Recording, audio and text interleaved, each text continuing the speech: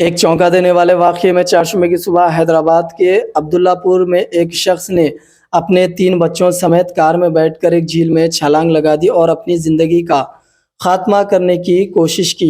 Vanasthalipuram BN Reddy नगर का रहने वाला अशोक नामी शख्स ने अपने 3 बच्चों के साथ सुबह के तकरीबन 6 बजे अब्दुल्लापुर मेट के अनमगुड़ा झील पर गया। उसने गाड़ी के तमाम दरवाजे बंद कर दिए और फिर उसे झील में डाल दिया।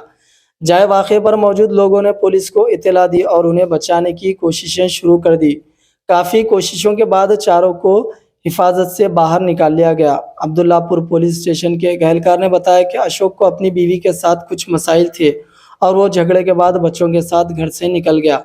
इस वाक़े में पुलिस मज़ीद तफ्तीश कर रही है और मज़ीद तफसीलात का इंतज़ार है।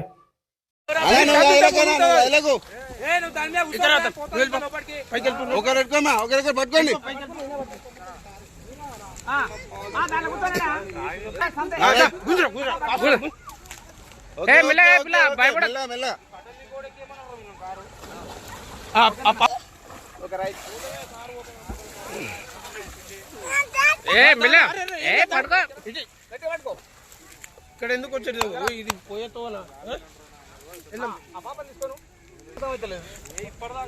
నువ్వు అట్లా ఉన్నా ఏం కాదు నువ్వు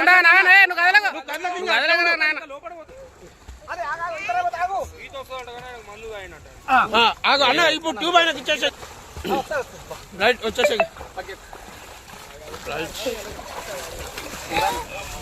తీసుకోవడం మంచి పని అయింది